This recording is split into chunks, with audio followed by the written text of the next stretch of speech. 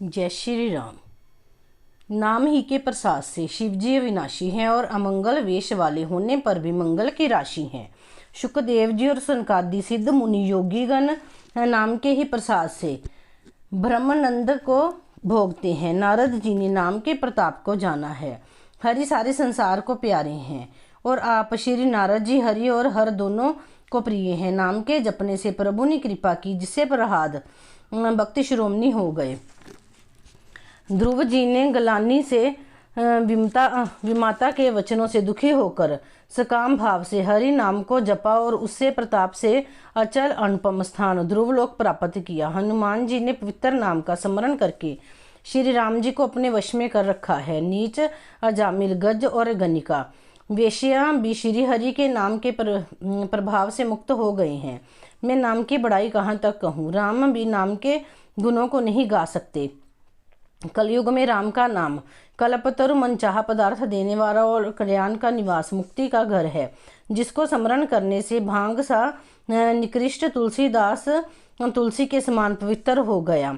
केवल कलयुग की ही बात नहीं है, चारों युगों में, तीनों कालों में और तीनों लोकों में नाम के जपकर जीव शोक रहित हुए हैं। वेद पुराण और संतों मत यही है कि समस्त पुण्यों का फल श्री राम जी में या राम नाम में प्रेम होना है। पहले सत्य युग में ध्यान से, दूसरे त्रेता युग में यज्ञ से और द्वापर में पूजन से भगवान प्रसन्न होते हैं। परंतु कलयुग केवल पाप की जड़ और मलिन है। इसमें मनुष्य का मन पाप रूपी समुद्र में मछली बना हुआ है, अर्थात पाप से कभी अलग होना ही नहीं चाहता। इससे ध्यान, यज्ञ और पूजन नहीं बन सकते।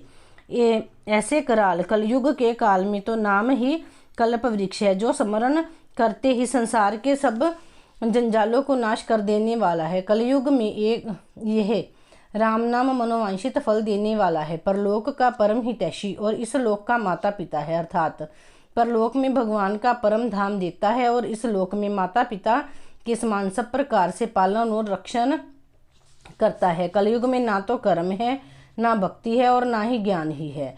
राम नाम ही एक आधार है। कपट की खान कलयुग रूपी काल निमि के मारने के लिए राम नाम ही बुद्धिमान और समर्थ हनुमान जी हैं।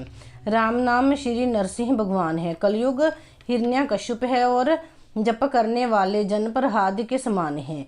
यह राम नाम देवताओं के शत्रु कलयुग रूपी दैत्य को मारकर जप करने वालों की रक्षा करेगा।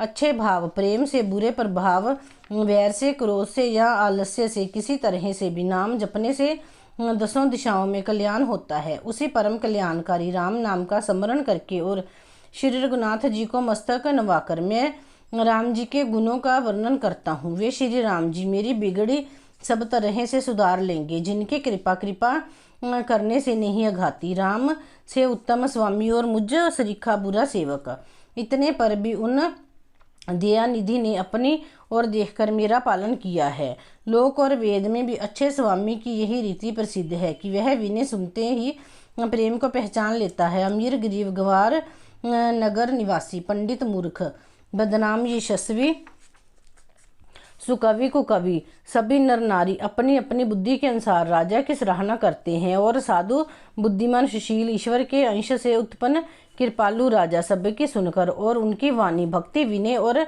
चाल को पहचान कर सुंदर मीठी वाणी से सबका यथा योग्य सम्मान करते हैं। यह स्वभाव तो संसारी राजाओं का है। कौशलनाथ श्री रामचंद्र जी तो चतुर शिरोमणि है। श्री राम जी तो विशुद्ध प्रेम से ही रिझते हैं, पर जगत में मुझसे बढ़कर मूर्ख और मलिन बुद्धि और कौन होगा। तथापि कृपालु श्री रामचंद्र जी मुझ पर दुष्ट सेवक की प्रीति और रुचि को अवश्य रखेंगे। जिन्होंने पत्थरों को जहाज और बंदर भालुओं को बुद्धिमान मंत्री बना लिया। सब लोग मुझे श्री राम जी का सेवक कहते हैं और मैं भी बिना लज्जा संकोच के कहलाता हूँ। कहने वालों का विरोध नहीं करता। कृपालु श्री राम जी इस निंदा को सहते हैं कि श्री सीतानाथ जी जैसे स्वामी का तुलसी दास सा सेवक है। ये मेरी बहुत बड़ी ढिठाई और दोष है।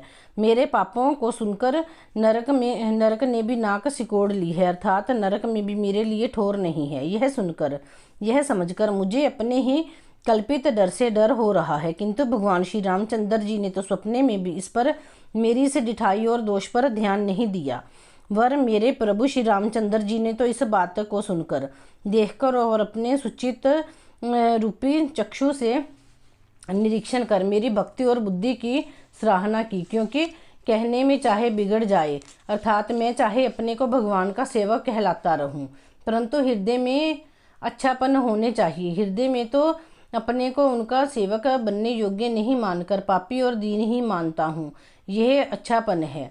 श्री रामचंद्र जी भी दास के हृदय की स्थिति जानकर ही जाते हैं। प्रभु के चित्त में अपने भक्तों की हुई भूल चूक याद नहीं रहती, वे उसे भूल जाते हैं और उनके हृदय की अच्छाई नीकी को सौ सौ बार याद करते हैं। और जिस पाप के कारण उन्होंने बलि को व्याध की तरह मारा था, वैसे ही कुचाल फिर सुग्रीव ने चली वहीं करनी विभीषण की थी, परंतु श्री रामचंद्र जी ने सपने में भी उसका मन में विचार नहीं किया। उल्टे भरत जी से मिलने के लिए श्री रघुनाथ जी ने उनका सम्मान किया और राज्यसभा में भी उनके गुणों का बखान किया।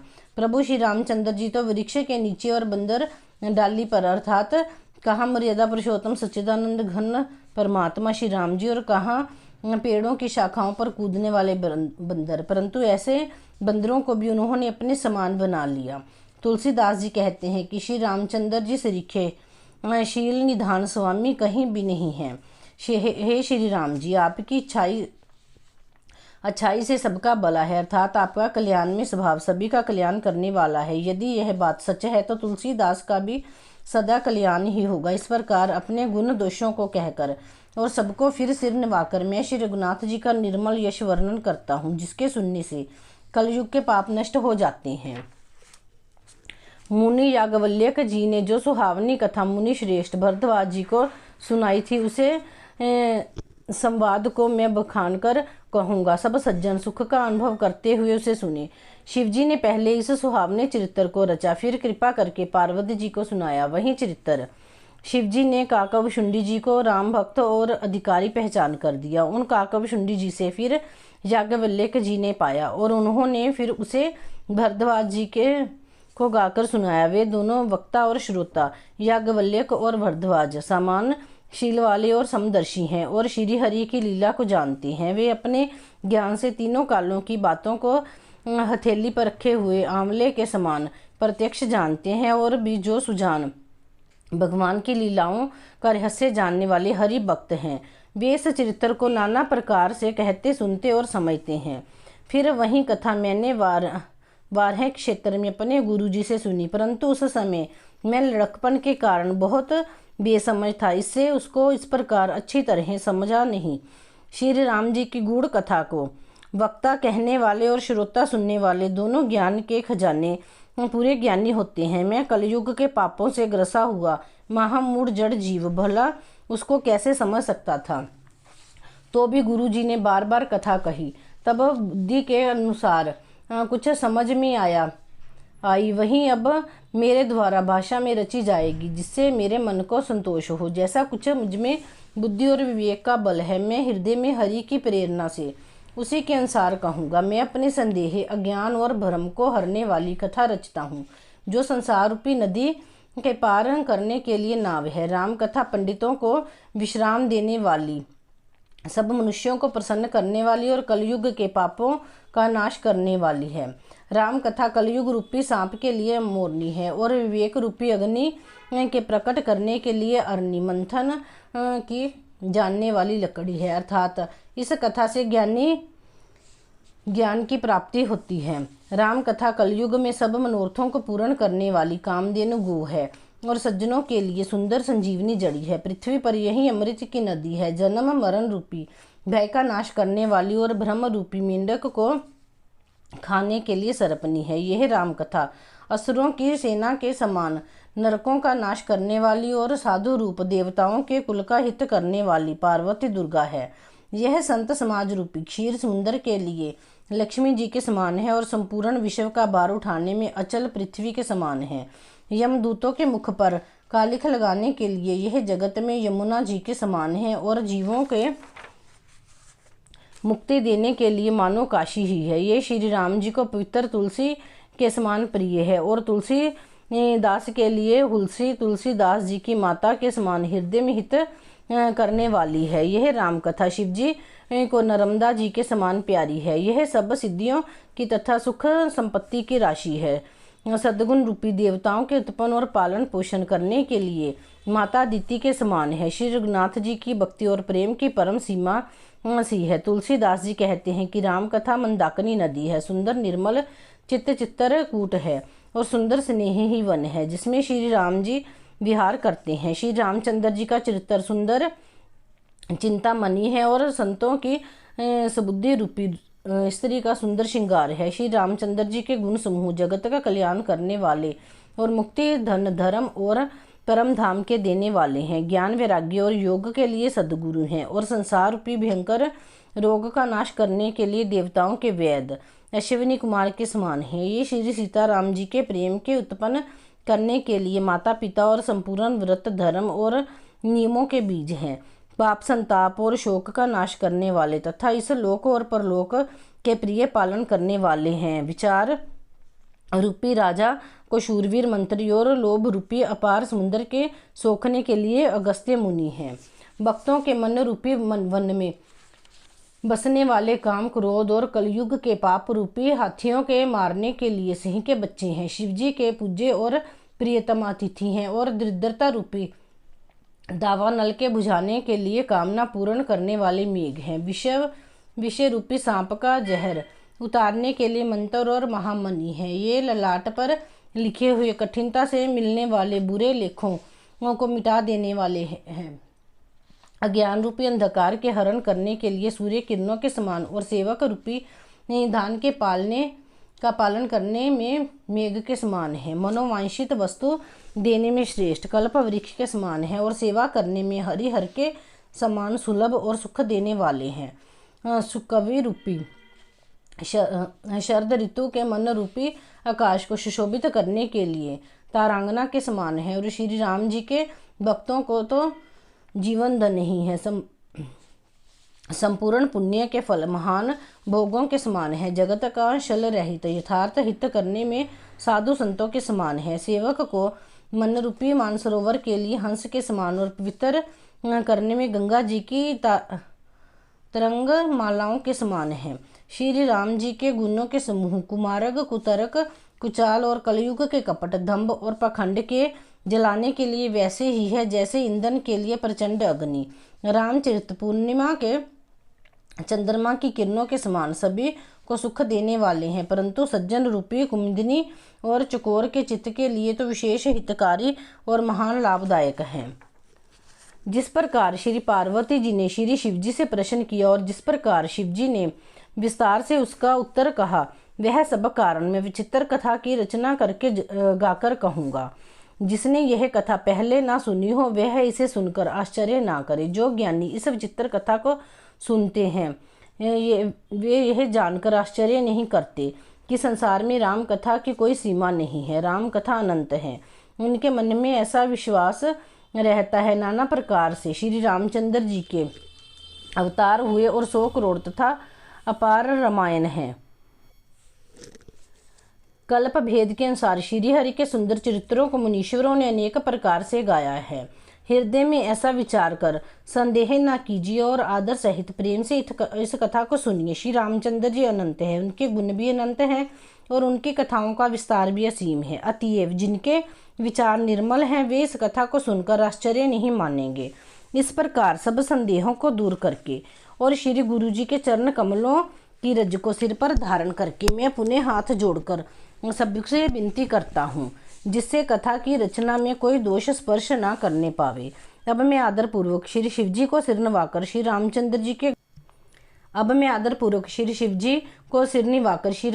जी के गुणों की निर्मल कथा कहता हूँ। श्री हरि के चरणों पर सिर रखकर संवत 1631 में इस कथा का आरंभ हुआ। चैत्र मास की 9वीं तिथि मंगलवार को श्री अयोध्या जी में यह चरित्र प्रकाशित हुआ। जिस दिन श्री राम जी का जन्म होता है वेद कहते हैं कि उस दिन सारे तीर्थ वहां श्री अयोध्या जी में चले आते हैं। असुर, नाग, पक्षी, मनुष्य, मुनि और देवता सब अयोध्या जी में आकर रघुनाथ जी की सेवा करते हैं। बुद्धिमान लोग जन्म का महोत्सव मनाते हैं और श्री राम जी की सुंदर कीर्ति का गान करते हैं। सज्जनों के बहुत से समूह उस दिन श्री सरयू जी के पवित्र जल में स्नान करते हैं और हृदय में सुंदर श्याम शरीर रघुनाथ जी का ध्यान करके उनके नाम का जप करते हैं। वेद पुराण कहते हैं कि श्री सरयू जी का दर्शन, स्पर्श और स्नान जलपान पापों को हरता है। यह नदी बड़ी ही पवित्र है, इसकी महिमा अनंत है, जिसे विमल बुद्धि वाली सरस्वती जी भी नहीं कह सकती। यह शोभायमान अयोध्यापुरी श्री रामचंद्र जी के परम धाम की देने वाली है, सब लोकों में प्रसिद्ध है और अत्यंत पवित्र है। जगत में अंडस, वेदज, उद्भिदज और जरायुज 4 खानी प्रकार के अनंत जीव हैं। इनमें से जो कोई भी अयोध्या जी में शरीर छोड़ते हैं वे फिर संसार में नहीं आते, जन्म मृत्यु चक्कर से छूटकर भगवान के परम धाम को निवास करते हैं।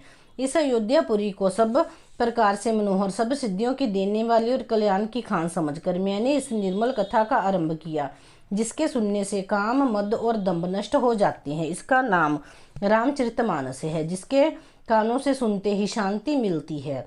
मन रूपी हाथी विषय रूपी दावानल में जल रहा है, वह यदि रामचरितमानस रूपी सरोवर में आ पड़े तो सुखी हो जाए। यह रामचरितमानस मुनियों का प्रिय है। इस सुहावने और पवित्र मानस की शिवजी ने रचना की। यह तीनों प्रकार के दोषों, दुखों और दरिद्रता को तथा कलयुग की कुचालों और सब पापों को नाश करने वाला है। श्री महादेव जी ने इसको रचकर अपने मन में रखा था और सुअवसर पाकर पार्वती जी से कहा। इसी से शिवजी ने इसको अपने हृदय में रखकर, देखकर और प्रसन्न होकर इसका सुंदर रामचरितमानस नाम रखा। मैं उसी सुख देने वाली सुहावनी राम कथा को कहता हूँ। ये सज्जनों, आदर पूर्वक मन लगाकर इसे सुनिए। यह रामचरितमानस जैसा है, जिस प्रकार बना है, जिस हेतु से जगत में इसका प्रचार हुआ, अब वही सब कथा मैं श्री उमा महेश्वर का स्मरण करके कहता हूँ। श्री शिवजी की कृपा से उसके हृदय में सुंदर बुद्धि का विकास हुआ, जिससे यह तुलसीदास श्री रामचरितमानस का कवि हुआ। अपनी बुद्धि के अनुसार तो वह इसे मनोहर ही बनाता है, किंतु फिर भी हे सज्जनों, सुंदर चित्त से सुनकर इसे आप सुधार लीजिए। सुंदर सात्विक की बुद्धि भूमि है, हृदय ही उसमें गहरा स्थान है। वेद पुराण समुद्र है और साधु संत मेघ हैं। वे साधु रूपी मेघ श्री राम जी के सुयश रूपी सुंदर, मधुर, मनोहर और मंगलकारी जल की वर्षा करते हैं। सगुन लीला का जो विस्तार से वर्णन करते हैं, वहीं राम सुयश रूपी जल की निर्मलता को जो मल का नाश करती है और जिस प्रेम भक्ति का वर्णन नहीं किया जा सकता, वहीं इस जल की मधुरता और सुंदरता, शीतलता है। वह राम सुयश रूपी जल सत्कर्म रूपी धान के लिए हितकर है और श्री राम जी के भक्तों का तो जीवन ही है। वह पवित्र जल बुद्धि रूपी पृथ्वी पर गिरा और सिमटकर सुहावने कान रूपी मार्ग से चला और मानस हृदय रूपी श्रेष्ठ स्थान में भरकर वहीं स्थिर हो गया। वहीं पुराण होकर सुंदर, रुचिकर, शीतल और सुखदायी हो गया। इस कथा में बुद्धि से विचार कर जो 4 अत्यंत सुंदर और उत्तम संवाद भुशुंडी, गरुड़, शिव पार्वती, याज्ञवल्क्य, भरद्वाज और तुलसीदास और संत रचे हैं, वहीं इस पवित्र और सुंदर सरोवर के 4 मनोहर घाट हैं। 7 कांड ही इस मानस सरोवर की सुंदर 7 सीढ़ियां हैं, जिनको ज्ञान रूपी नेत्रों से देखते ही मन प्रसन्न हो जाता है। श्री रघुनाथ जी की निर्गुण, प्राकृतिक गुणों से अतीत और निर्बाध एकरस महिमा का जो वर्णन किया जाएगा, वही इस सुंदर जल की अथाह गहराई है। श्री रामचंद्र जी और सीता जी का यश अमृत के समान जल है। इसमें जो उपमाएं दी गई हैं वह तरंगाओं का मनोहर विलास है। सुंदर चौपाइयाँ ही इसमें घनी फैली हुई पुरीन कमलनी है और कविता की युक्तियाँ सुंदर मणि मोती उत्पन्न करने वाली सुहावनी सिप्पियाँ हैं, जो सुंदर छंद, सोरठे और दोहे हैं। वहीं इसमें बहुरंगे कमल के समूह सुशोभित हैं। अनुपम अर्थ, ऊंचे भाव और सुंदर बादशाही पराग, पुष्प रज, मकरंद, पुष्परस और सुगंध हैं। सत्कर्मों पुण्यों के पुंज भोरों की सुंदर पंक्तियां हैं। ज्ञान, वैराग्य और विचार हंस हैं। कविता की ध्वनि, वक्रों तक के गुण और जाति ही अनेकों प्रकार की मनोहर मछलियां हैं। अर्थ, धर्म, काम, मोक्ष, ये चारों ज्ञान विज्ञान का विचार के कहना, काव्य के 9 रस, जप, तप, योग और वैराग्य के प्रसंग, ये सब सरोवर के सुंदर जलचर जीव हैं। सुकृति पुण्यात्मा जानने को साधुओं के श्री राम नाम के गुणों का गान ही विचित्र जल पक्षियों के समान है। संतों की सभा ही इस सरोवर के चारों ओर की मराई आम की बगीचियां हैं और श्रद्धा वसंत ऋतु के समान कही गई है। नाना प्रकार से भक्ति का निरूपण और क्षमा दया तथा दम लताओं के मंडप हैं। मन का निग्रह यम नियम ही उनके फूल हैं। ज्ञान फल और श्री हरि के चरणों में प्रेम ही इस ज्ञान रूपी फल का रस है, ऐसा वेदों ने कहा है। श्री रामचरितमानस में और भी जो अनेक प्रसंगों की कथाएं हैं वे इसमें तोते कोयल आदि रंग बिरंगे पक्षी हैं। कथा में जो रोमांच होता है वही वाटिका बाग और वन, और जो सुख होता है वही सुंदर पक्षियों का विहार। निर्मल मन ही माली है जो प्रेम रूपी जल से सुंदर नेत्रों द्वारा उनको सींचता है।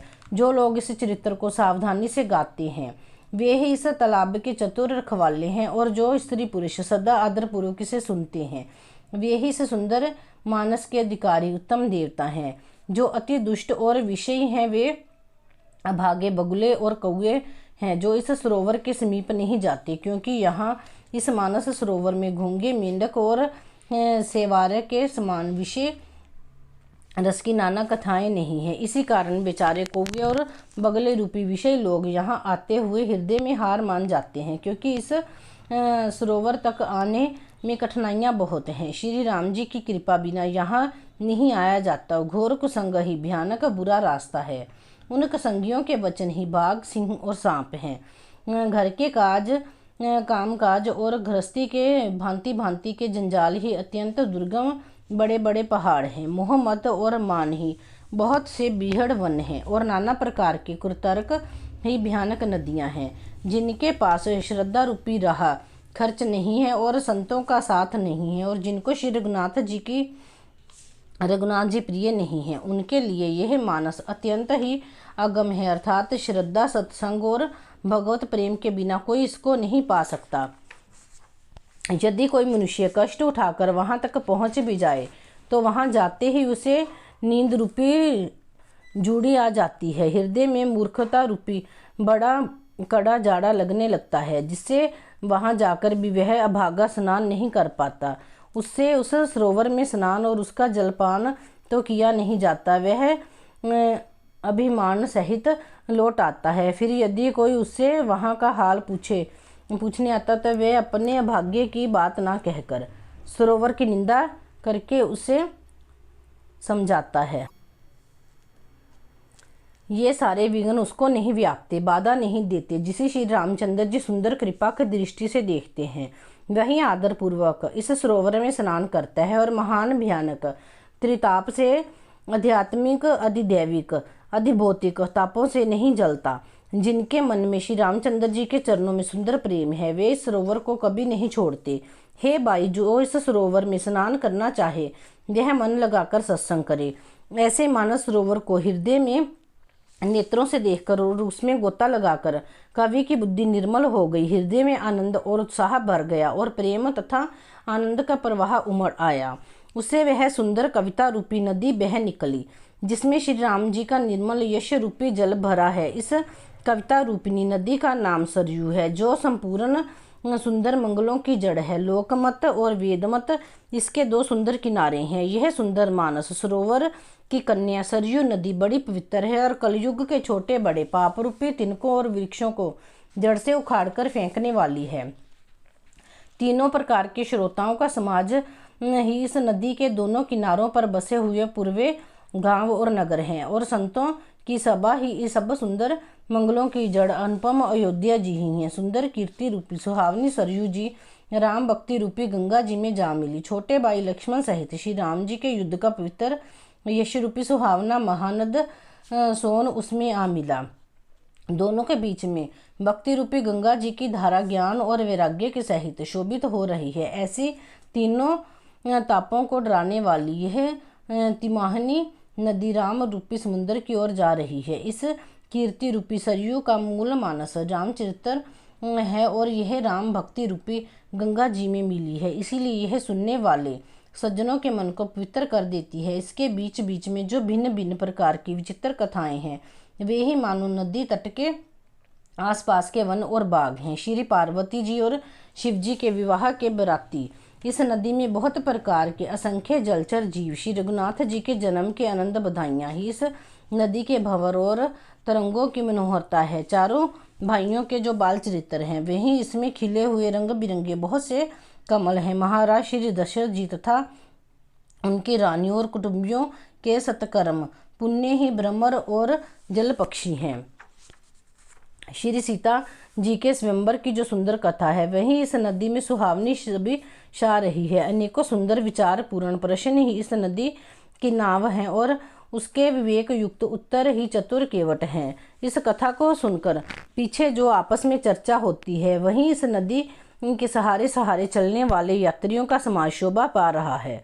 परशुराम जी का क्रोध इस नदी की भयानक धारा है और श्री रामचंद्र जी के श्रेष्ठ वचन ही सुंदर बंधे हुए घाट हैं। भाइयों सहित श्री रामचंद्र जी के विवाह का उत्साह ही इस कथा नदी की कल्याणकारिणी बाढ़ है जो सभी को सुख देने वाली है। इसके कहने सुनने में जो हर्षित और पुलकित होते हैं वे ही पुण्य आत्मा पुरुष हैं जो प्रसन्न मन से इस नदी में नहाते हैं। श्री रामचंद्र जी के राज तिलक के लिए जो मंगल साज सजाया गया वही मानो पर्व के समय इस नदी पर यात्रियों के समूह इकट्ठे हुए। कैकेयी की बुद्धि ही इस नदी में काई है जिसके फलस्वरूप बड़ी भारी विपत्ति आ पड़ी है।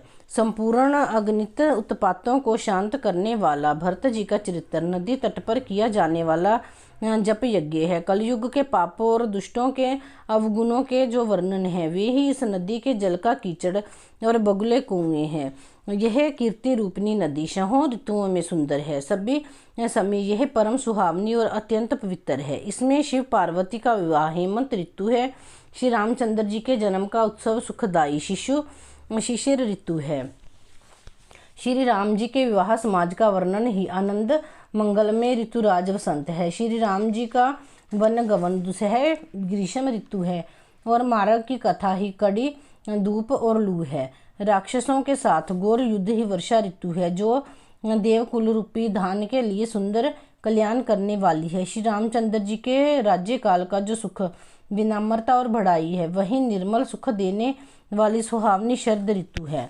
सती शिरोमणि श्री सीता जी के गुणों की जो कथा है वहीं इस जल का निर्मल और अनुपम गुण है। श्री भरत जी का स्वभाव इस नदी की सुंदर शीतलता है जो सदा एक सी रहती है और जिसका वर्णन नहीं किया जा सकता। चारों भाइयों का परस्पर देखना बोलना मिलना एक दूसरे से प्रेम करना हंसना और सुंदर भाईपना इस जल की मधुरता और सुगंध है। मेरा आर्तभाव विनय और दीनता इस सुंदर और निर्मल जल का कम हल्कापन नहीं है अर्थात अत्यंत हल्कापन है। यह जल बड़ा ही अनोखा है जो सुनने से ही गुण करता है और आशा रूपी प्यास को और मन के मैल को दूर कर देता है। यह जल श्री रामचंद्र जी के सुंदर प्रेम को पुष्ट करता है। कलयुग के समस्त पापों और उनसे होने वाली गलानी को हर लेता है। संसार के जन्म मृत्यु रूप श्रम को सोख लेता है। संतोष को भी संतुष्ट करता है और पाप ताप दरिद्रता और दोषों को नष्ट कर देता है। यह जल काम क्रोध मद और मोह का नाश करने वाला और निर्मल ज्ञान और वैराग्य का बढ़ाने वाला है। इसमें आदर पूर्वक स्नान करने से और इसे पीने से हृदय में रहने वाले सब पाप ताप मिट जाते हैं। जिन्होंने इस राम सुयश रूपी जल से अपने हृदय को नहीं धोया वे कायर कलिकाल के द्वारा ठगे गए जैसे प्यासा हिरण सरयू की सूर्य की किरणों के रेत पर पड़ने से उत्पन्न हुए जल के भ्रम को वास्तविक जल समझकर पीने को दौड़ता है और जल ना पाकर दुखी होता है वैसे ही वे कलयुग से ठगे हुए जीव भी विषयों के पीछे भटककर दुखी होंगे। अपनी बुद्धि के अनुसार इस सुंदर जल के गुणों को विचार कर उसमें अपने मन को स्नान कराकर और श्री भवानी शंकर को स्मरण करके कवि तुलसीदास सुंदर कथा कहता है।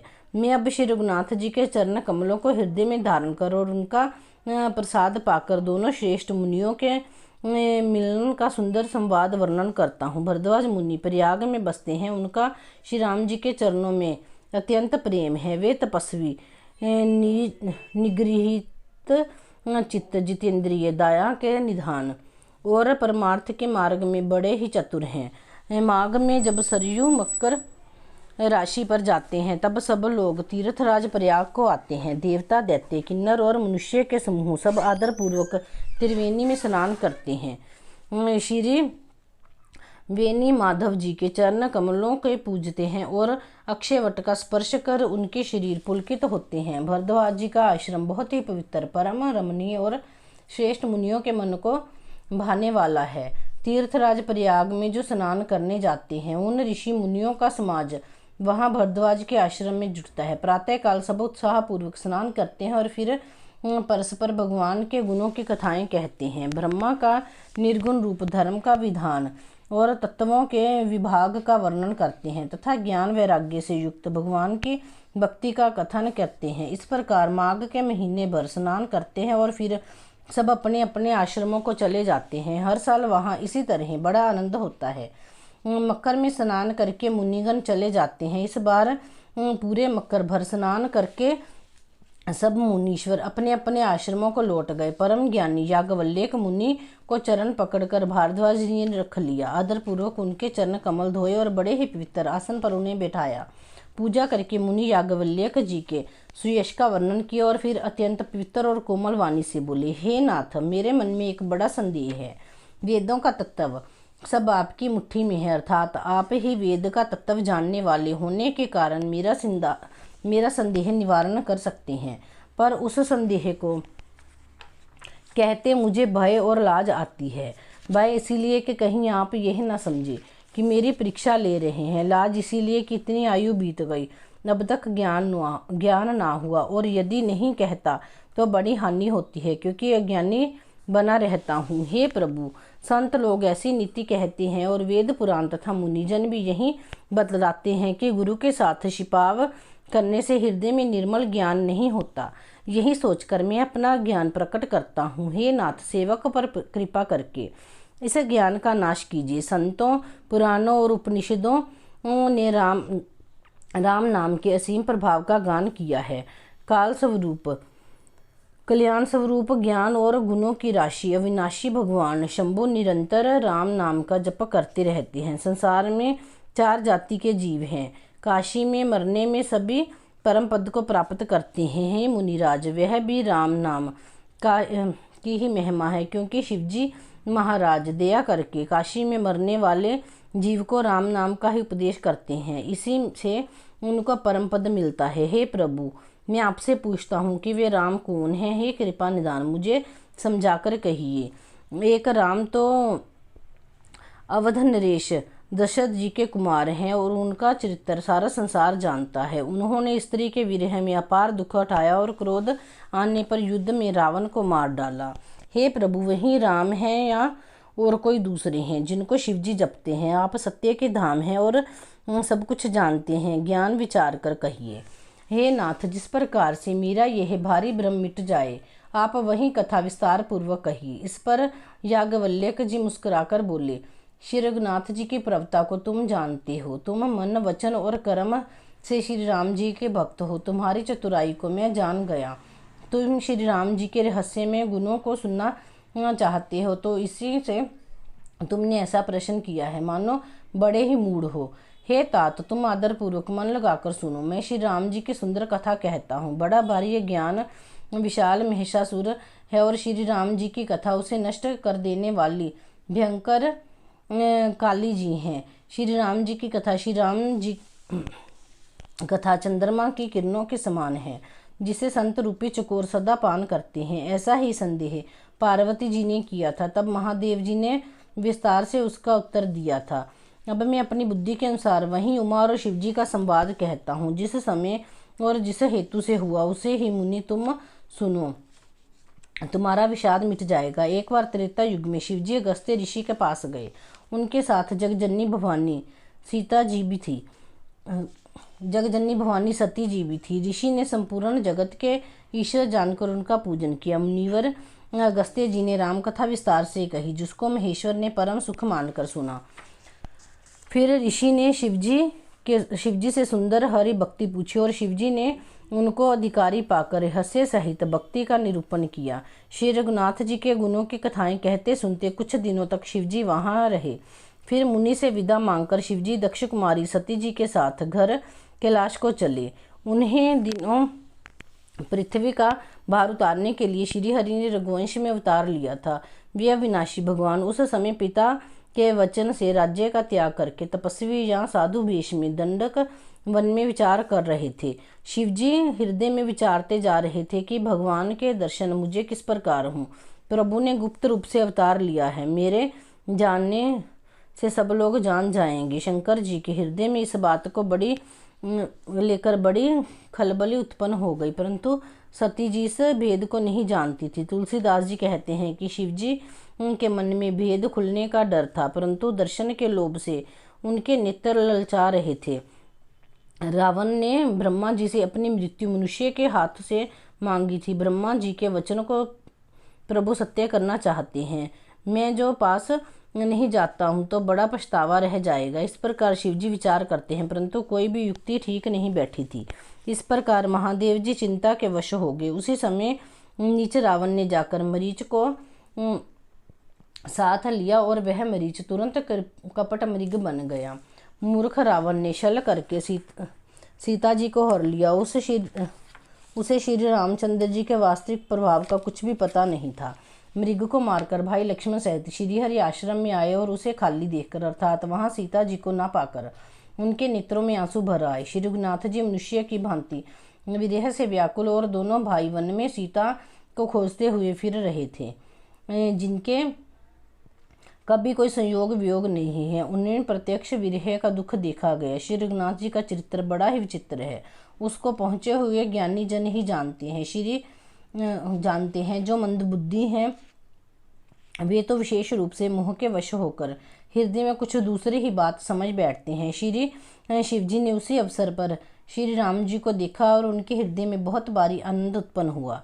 उन शोभा के समुद्र श्री रामचंद्र जी को शिवजी ने नेत्र भरकर देखा, परंतु अवसर पर ठीक न जानकर परिचय नहीं किया। जगत के पवित्र करने वाले सच्चिदानंद की जय हो, इस प्रकार कहकर कामदेव का नाश करने वाले श्री शिवजी चल पड़े।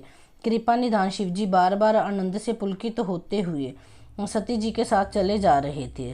सती जी ने शंकर जी की वह दशा देखी तो उनके मन में बड़ा संदेह उत्पन्न हो गया। वे मन ही मन कहने लगी कि शंकर जी की सारा जगत वंदना करता है, वे जगत के ईश्वर हैं। देवता मनुष्य मुनि सब उनके प्रति सिर निभाते हैं। उन्होंने एक राजपुत्र को सच्चिदानंद परम धाम कहकर प्रणाम किया और उसकी शोभा देखकर वे इतने प्रेम मगन हो गए कि अब तक उनके हृदय में प्रीति रोकने से भी नहीं रुक रही। जो ब्रह्मा सर्वव्यापक, माया रहित, अजन्मा, अगोचर, इच्छा रहित और वेद रहित है, और जिसे वेद भी नहीं जानते, क्या वह देह धारण करके मनुष्य हो सकता है? देवताओं के हित के लिए मनुष्य शरीर धारण करने वाले जो विष्णु भगवान हैं, वे भी शिवजी की भांति सर्वज्ञ हैं। वे ज्ञान के भंडार, लक्ष्मीपति और असुरों के शत्रु भगवान विष्णु क्या ज्ञान की तरह ही स्त्री को खोजेंगे? फिर शिवजी के वचन भी झूठे नहीं हो सकते। सब कोई जानते हैं कि शिवजी सर्वज्ञ हैं। सती के मन में इस प्रकार का अपार संदेह उठ खड़ा हुआ। किसी तरह भी उनके हृदय में ज्ञान का प्रादुर्भाव नहीं हो रहा था। यद्यपि भवानी जी ने प्रकट कुछ नहीं कहा, पर अंतर्यामी शिवजी सब जान गए। वे बोले, हे सती सुनो, तुम्हारा स्त्री स्वभाव है, ऐसा संदेह मन में कभी ना रखना चाहिए। जिनकी कथा का गस्ते ऋषि गान किया करते हैं और जिनकी भक्ति मैंने मुनि को सुनाई, वे ही मेरे इष्ट देव श्री रघुवीर जी हैं, जिनकी सेवा ज्ञानी मुनि सदा किया करते हैं। ज्ञानी मुनि योगी और सिद्ध निरंतर निर्मल चित्त से जिनका ध्यान करते हैं तथा वेद पुराण और शास्त्र नीति नीति कहकर जिनकी कीर्ति गाते हैं, उन्हीं सर्वव्यापक समस्त ब्रह्मांडों के स्वामी मायापति नित्य परम स्वतंत्र ब्रह्म रूप भगवान श्री राम जी ने अपने भक्तों के हित के लिए अपनी इच्छा से रघुकुल के मणि रूप में अवतार लिया है। यद्यपि शिवजी ने बहुत बार समझाया, फिर भी सती जी के हृदय में उनका उपदेश नहीं बैठा। तब महादेव जी मन में भगवान की माया का बल जानकर मुस्कुराते हुए बोले, जो तुम्हारे मन में बहुत संदेह है तो तुम जाकर परीक्षा क्यों नहीं लेती? जब तक तुम मेरे पास लौट आओगी तब तक मैं इसी बड़की शाह में बैठा हूँ। जिस प्रकार तुम्हारा यह ज्ञान जनित भारी ब्रह्म दूर हो, बलि भांति विवेक के द्वारा सोच समझकर तुम वही करना। शिवजी की आज्ञा पाकर सती चली और मन में सोचने लगी कि भाई क्या करूं, कैसे परीक्षा लूं। इधर शिवजी ने मन में ऐसा अनुमान किया कि दक्ष कन्या सती का कल्याण नहीं है। जब मेरे समझाने से भी संदेह दूर नहीं होता, तब मालूम होता है विधाता ही उल्टे हैं। अब सती का कुशल नहीं है। जो कुछ राम ने रच रखा है वही होगा। तर्क करके कौन शाखा विस्तार बढ़ावे। मन में ऐसा कहकर शिवजी भगवान श्री हरि का नाम जपने लगे और सती जी वहां गई जहां सुख के धाम प्रभु श्री रामचंद्र जी थे। सती बार बार मन में विचार कर सीता जी का रूप धारण करके उस मार्ग की ओर आगे होकर चली जिसे सती जी के विचार अनुसार मनुष्य के राजा रामचंद्र जी आ रहे थे। सती जी ने बनावटी वेश को देखकर श्री लक्ष्मण जी चकित हो गए और उनके हृदय में बड़ा भ्रम हो गया। वे बहुत गंभीर हो गए, कुछ कह ना सके। धीर बुद्धि लक्ष्मण प्रभु श्री रामचंद्र जी के प्रभाव को जानते थे। सब कुछ देखने वाले और सबके हृदय की जानने वाले देवताओं के स्वामी श्री रामचंद्र जी सती के कपट को जान गए। जिनके स्मरण मात्र से अज्ञान का नाश हो जाता है वही सर्वज्ञ भगवान श्री रामचंद्र जी हैं। स्त्री स्वभाव का असर तो देखो कि वहाँ उन सर्वज्ञ भगवान के सामने भी सती जी छिपाव करना चाहती हैं। अपनी माया के बल को हृदय में बखान कर श्री रामचंद्र जी हंसकर कोमल वाणी से बोले। पहले प्रभु ने हाथ जोड़कर सती को प्रणाम किया और पिता सहित अपना नाम बताया। फिर कहा कि वृषकेतु शिवजी कहाँ है? आप यहाँ वन में अकेली किस लिए फिर रही हैं? श्री रामचंद्र जी के कोमल और रहस्यमय वचन सुनकर सती जी को बड़ा संकोच हुआ। वे डरती हुई चुपचाप शिवजी के पास चली। उनके हृदय में बड़ी चिंता हो गई कि मैंने शंकर जी का कहना ना माना और अपने अज्ञान का श्री रामचंद्र जी पर आरोप किया। अब जाकर मैं शिवजी को क्या उत्तर दूंगी? ये सोचते सोचते सती जी हृदय में अत्यंत भयानक जलन पैदा हो गई। श्री रामचंद्र जी ने जान लिया कि सती जी को दुख हुआ। तब उन्होंने अपना कुछ प्रभाव प्रकट करके उन्हें दिखलाया। सती जी ने मार्ग में जाते हुए यह कौतुक देखा कि श्री रामचंद्र जी सीता जी और लक्ष्मण जी सहित आगे चल रहे हैं। इस अवसर पर सीता जी को इसीलिए दिखाया कि सती जी श्री राम के सच्चिदानंदमय रूप को देखें, वियोग और दुख की कल्पना जो उन्हें हुई थी वह दूर हो जाए तथा वे प्रकृति स्थित हो जाए।